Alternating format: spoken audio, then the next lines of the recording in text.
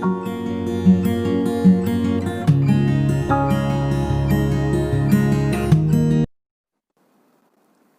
guys, welcome to our channel Key Pharmacy. Today I am going to discuss about general anesthetics. Before starting general anesthetics, you should know what is anesthesia. Anesthesia एक Greek word है जो दो word से मिलके बना है, an plus aesthesis equal to anesthesia. तो an means without plus aesthesis means sensation. It means anesthesia क्या होता है? Without sensation. Then what is general anesthetic? The drugs which produce reversible loss of all sensation and consciousness. General anaesthetics से क्या होता है? Reversible loss हो जाता है सेंसेशन का और कॉन्शियसनेस का. मीन्स क्या होता है कि जब हम जनरल अनेस्थेटिक देते हैं पेशेंट को तो क्या होता है, वो उसकी बॉडी का सेंसेशन लॉस हो जाता है और कॉन्शियसनेस भी.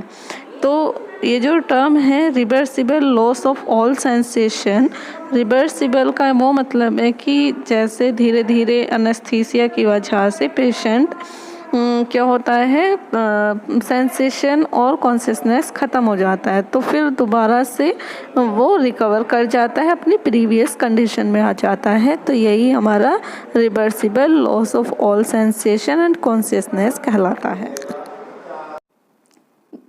Features of general anesthetics. First, loss of all sensation, especially pain.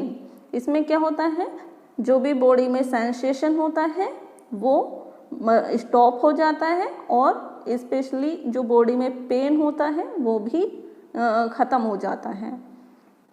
Next, patient sleep हो जाता है और अमनीशिया प्रोड्यूस होता है. अमनीशिया क्या है? Loss of memory. जब पेशेंट का ऑपरेशन हो रहा होता है तो उसकी मेमोरी उस टाइम को कैच नहीं कर पाती, इसलिए लॉस हो जाता है मेमोरी का. Next, abolition of somatic and autonomic reflexes. इसमें जो सोमैटिक और ऑटोनॉमिक रिफ्लेक्सेस है वो भी स्टॉप हो जाता है, ख़त्म हो जाता है. Fourth, immobility and muscle relaxation. जो भी हमारी बॉडी का मूवमेंट है वो बंद हो जाता है और मसल रिलैक्स हो जाती हैं. Stages of general anaesthesia. Guedel 1920 described 4 stages.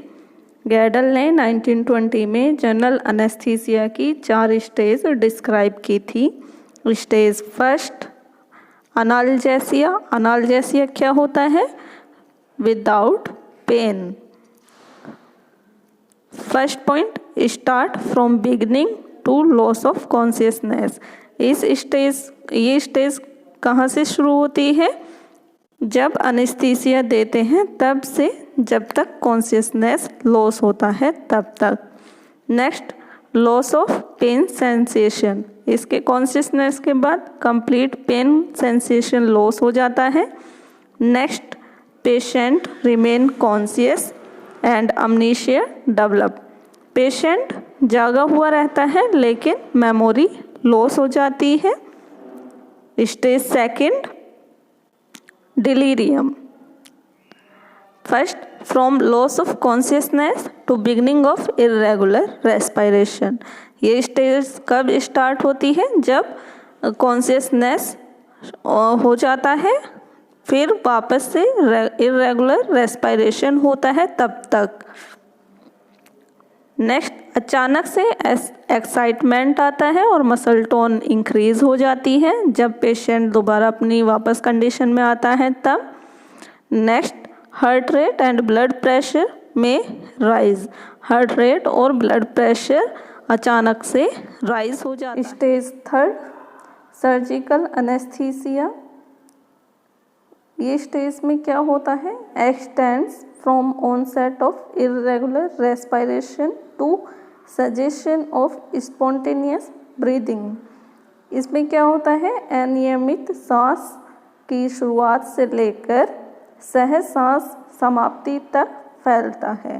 ये जो स्टेज होती है, जब तक इसमें इरेगुलर रेस्पिरेशन होता है तब से लेके जब तक ठीक तरीके से सांस ब्रीदिंग होती है तब तक ये फैलता है। Divided into 4 plans, divided into 4 plans. First plane first. This plane ends when eyes become fixed. ये जो प्लेन है फर्स्ट, ये तब तक होता है जब तक आईज फिक्स होती हैं। Next plane second, loss of corneal and laryngeal reflexes. इसमें कॉर्नियल और लैरेंजियल रिफ्लेक्स भी लॉस हो जाता है। Next plane third, pupil start dilating and light reflex. इसमें जब हम आईज में लाइट डालते हैं तो प्यूपिल डायलेट होना शुरू हो जाता है और लाइट रिफ्लेक्स करती है।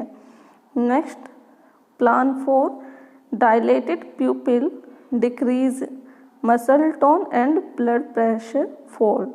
जो फैली हुई प्यूपिल होती है, डायलेटेड प्यूपिल क्या करती है, मसल टोन डिक्रीज कर देती है और इसकी वजह से ही ब्लड प्रेशर भी डिक्रीज हो जाता है, फॉल हो जाता है। Stage 4, medullary paralysis. इसमें क्या होता है, इस स्टेज में रेस्पिरेटरी एंड वैसोमोटर कंट्रोल रहता है।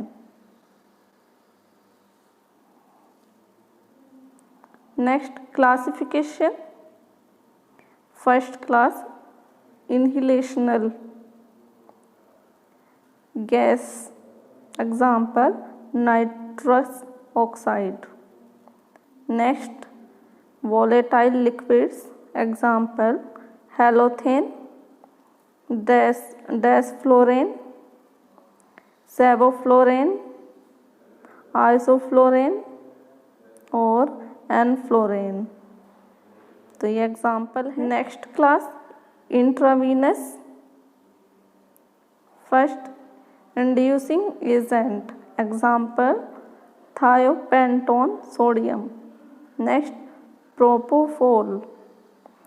नेक्स्ट मीथोहेक्सिडोन सोडियम और etomidate. Next class slower acting drug, example benzodiazepine class की ड्रग होती हैं जिसका example diazepam, lorazepam. Next class dissociative analgesic, example ketamine. Next class opioid analgesia, example फेंटनाइल। Mechanism, mayor and overtone 1901 में pointed out a direct parallelism between lipid and water partition coefficient of the gas and their anesthetic potency।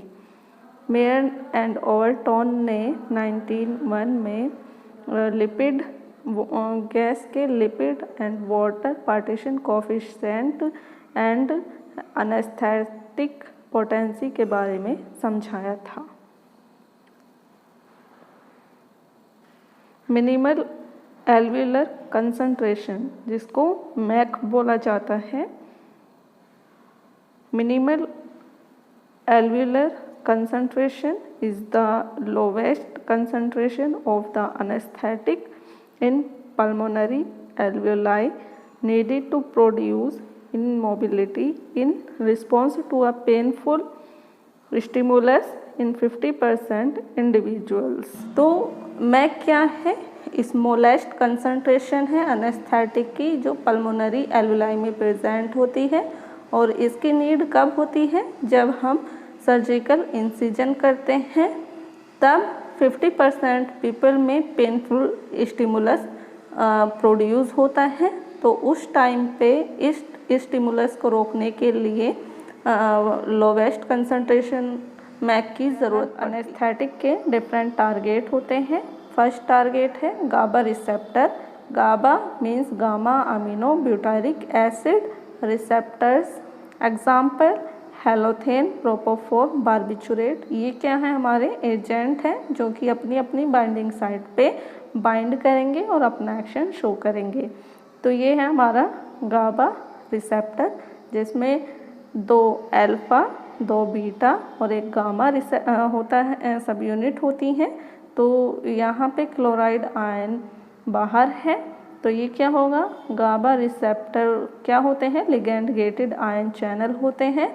तो ये क्या होगा, chloride ion बाहर की side present है cell membrane के, तो ये चैनल ओपन हो जाएगा और क्लोराइड आयन अंदर की साइड मूव करेगा, जिसकी वजह से जो मेम्ब्रेन है वो हमारी हाइपरपोलराइज हो जाएगी और सेल को रिलैक्स कर देगी। Next target glycine receptor. Glycine receptor GABA receptor के जैसे ही होते हैं।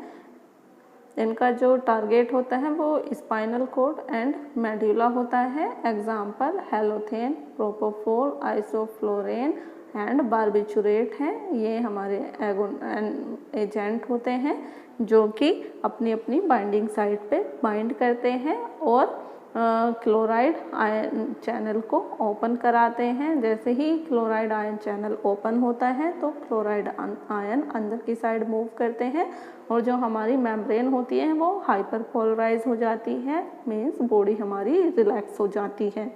Next third NMDA type. NMDA type glutamate receptor. NMDA glutamate का ही सब टाइप है। जैसे ये क्या करता है, N2 और कीटामाइन जो एजेंट हैं वो हमारे ग्लूटामेट रिसेप्टर को इनहिबिट कर देते हैं। Next fourth nicotinic receptor. Nicotinic receptor जो है वो हमारा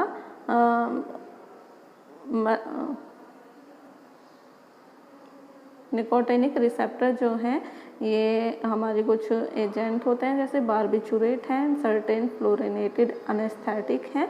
तो ये क्या करते हैं, जो हमारे न्यूरोनल गैंग्लिया होता है तो ये उसको इनहिबिट कर देते हैं, जिसकी वजह से जो एक्शन है वो न्यूरोनल गैंग्लिया से आगे दूसरे न्यूरॉन तक नहीं पहुंच पाता, मीन्स टारगेट पर नहीं पहुंच पाता, जिसकी वजह से निकोटिनिक रिसेप्टर इनहिबिट हो जाते हैं।